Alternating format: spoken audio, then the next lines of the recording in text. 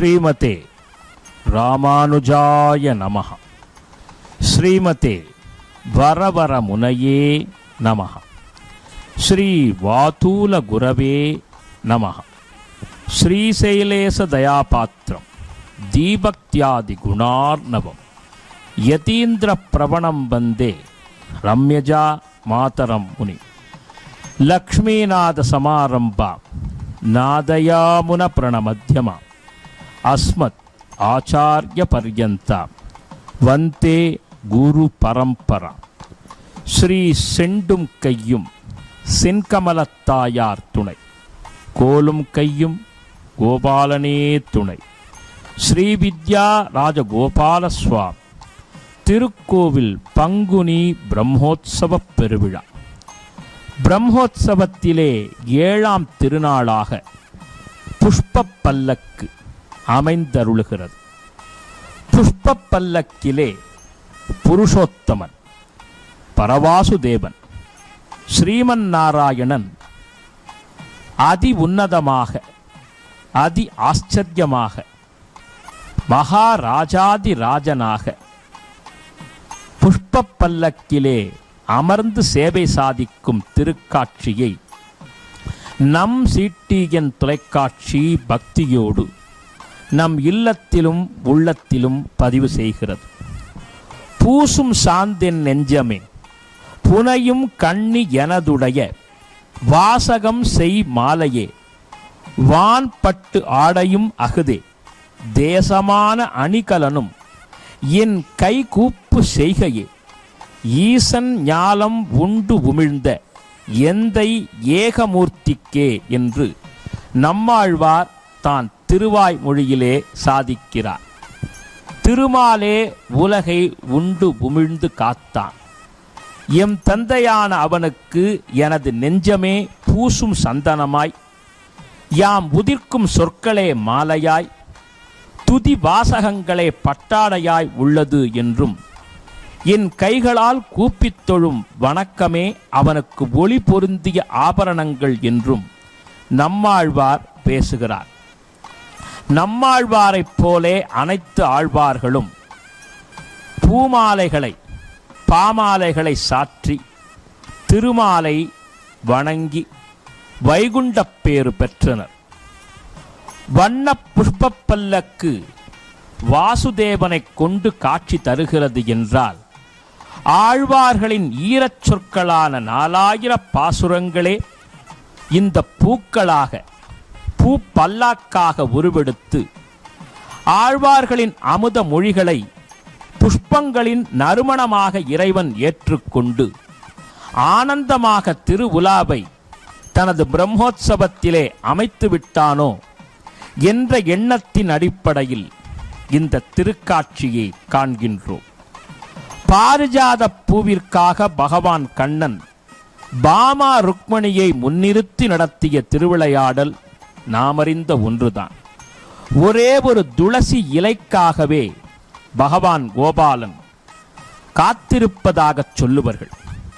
ஒரு துளசியை சமர்ப்பித்தாலே பகவானுக்கு பரமானந்தம். தாமரை மலரை பகவானின் கண்களாக, திருவாய் அதரமாக, திருமார்பாக, திருநாபியாக, திருக்கரமாக, திருவடியாக ஒப்பீடு செய்கின்றார்கள் ஆழ்வாராதிகள். நமது தலத்திற்கே ஜெண்பக ஆரண்யம் என்று பெயர். அதாவது ஜெண்பக மலரை பொழியக்கூடிய ஜெண்பக மரங்கள் நிறைந்த காடாகவே நமது தலம் இருந்தது ஒரு காலத்தில். எனவே தான் ஜெண்பகப் பூவை தன்னோட சிரசிலே சூடுவதால் ஜெண்பகேசன், கேசம் என்றால் ரோமம், தலை உரோமத்திலே தலைமுடியிலே ஜெண்பகப் பூக்களை கண்ணனம்பெருமான் ஏற்றுக்கொள்வதால் ஜெம்பகேசன், செண்பக மலர்களை சூடியவன் என்ற பெயர் வருகிறது. 12 ஆழ்வார்களிலே முதல் ஆழ்வார்கள் எனப்படும் பொய்கையாழ்வார், பூதத்தாழ்வார், பேயாழ்வார் என்ற மூவருமே மலர்களில் அவதரித்தவர்கள். காஞ்சிபுரத்திலே தாமரை மலரிலே அவதாரம் செய்தார் பொய்கையாழ்வார். மாமல்லை என்னும் மாமல்லபுரத்திலே குறுக்கத்தி மலரிலே அவதரித்தார் பூதத்தாழ்வார். திருமயிலை என்னும் மயிலாப்பூரிலே செவ்வல்லி மலரிலே தோன்றினார் பேயாழ்வார். ஏன், நமது ராஜகோபாலனின் பட்டத்தரசியான செங்கமல தாயார் திருப்பார்க்கடல் தீர்த்தத்திலே பிருகு முனிவரின் தவத்திற்கிணங்க செந்தாமரை மலரிலே செங்கமலத்தாயாராக அவதாரம் செய்தார். ஸ்ரீமத் ஆண்டாளோ நந்தவனத்திலே துளசி செடிக்கு அருகாமையிலே பிறவி எடுத்து தம் தந்தையான பெரியாழ்வார் தொடுத்து வந்த மாலையை தான் சூடிக் களைந்து வடபெரும் கோவிலுடையானுக்கு சமர்ப்பித்து அரங்கனின் இதய கமலத்திலே அமர்ந்தருளினார். அந்த அடிப்படையிலே பெரியாழ்வார் பூச்சூட்டல் பாசுரத்திலே பல்வேறு மலர்களை சூடி எம்பெருமானை மிகவும் ஆனந்தித்து மகிழ்கிறார். தொண்டரடி பொடியாழ்வாரோ தம் நந்தவனத்தில் உள்ள ஒவ்வொரு மலர்களையுமே சிந்தாமல் சிதறாமல் தொடுத்து மாலைகளாக்கி அரங்கத்தம்மானுக்கு சமர்ப்பித்து அழியா புகழ் பெற்றார். பஞ்ச பாண்டவர்களிலே மகாவீரம் பொருந்திய பீமசேனன் தாம் காணக்கூடிய பூக்கள் எல்லாவற்றையும் கண்ணனுக்கே அர்ப்பணம் என்று சொல்லி மகாபக்தனாக உயர்ந்தார். சுவாமி ராமானுஜனுடைய அற்புதமான சீடராக விளங்கிய அனந்தாழ்வார் பகவானுக்காகவே திருமலையில் நந்தவனம் அமைத்து அதிலே பிரானும் பிராட்டியும் விளையாடி அந்த மலர்களே இன்றும் வேங்கடவனின் திருமேனியை அலங்கரிக்கின்றன. இன்றும் திருமலையிலே தினந்தோறும் தோமாலை என்ற சேவை உண்டு. தோள் மாலை அணியும் சேவை தோமாலை என்று திருவேங்கடத்திலே மாலை சூடுவதையே ஒரு அற்புதமான நிகழ்வாக சேவையாக கொண்டு வழிபாடு நடத்தப்படுகிறது. மேலும் நமது தலத்திலே மூல பெருமாளான பரவாசு தேவனுக்கும் அவனது நாயகியான பெரிய பிராட்டியார் செங்கமலவல்லி தாயாருக்கும் புஷ்பங்கி வைபவம் விசேஷமாக நடைபெறும்.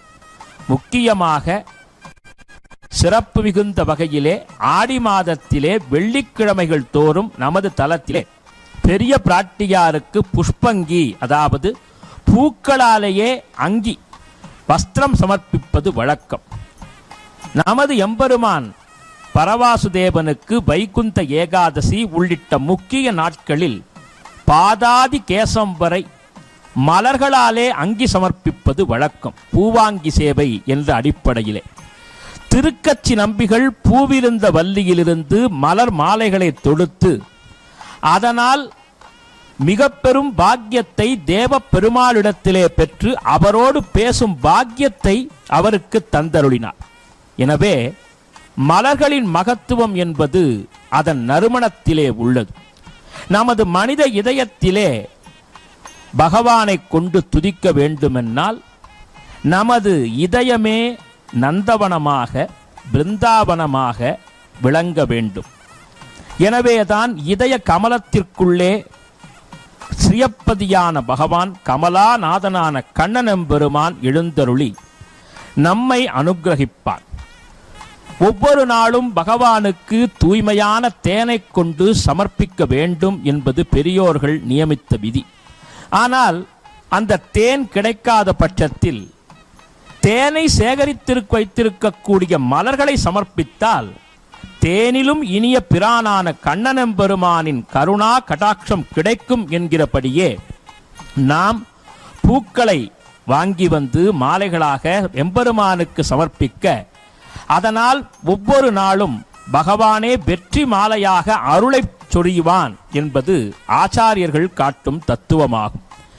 எனவே நறுமணம் மிகுந்த மலர்களை பரவாசுதேவனுக்கு, கண்ணனுக்கு, மன்னார்குடி மன்னனுக்கு சமர்ப்பிக்க வேண்டும்.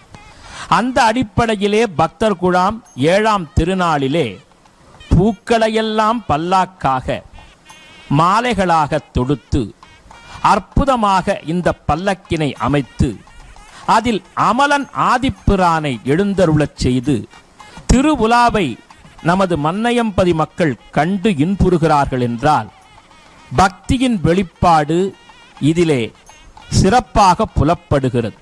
எனவே நாம் பகவானிடத்திலே மலர் போன்ற வாழ்வு, அந்த மலருக்குரிய நறுமணமயமான நல்வாழ்வு பெறுவதற்கு எங்கள் இதயத்தையே பூக்களாக்கி உன் திருவடியிலே அர்ப்பணிக்கிறோம், நீயே எங்களுக்கு சகல சௌபாக்கியத்தையும் தர வேண்டும் என்று அந்த பரவாசுதேவனின் திருவடியை பற்றி கொண்டால் அவனுடைய அருளால் நம் வாழ்வு மலராக மலர்ந்து மனம் வீசும். அத்தகைய நிலை பெற கோபாலனின் பாதார விந்தங்களை பற்றுவோம். கமலா சரணாம்போஜ கௌஸ்துபாங்கித வக்ஷசே கல்யாண குண பூர்ணாய சம்பகேசாய மங்களம் ஸ்ரீமதே ரம்ய ஜாமாத்ரு முனீந்திராய மகாத்மனே ஸ்ரீரங்க வாசினி பூயாத் நித்யஸ்ரீ நித்ய மங்களம் என்று சொல்லி சரணாகதி செய்வோம். சர்வம் ஸ்ரீ கிருஷ்ணார்ப்பணமஸ்து.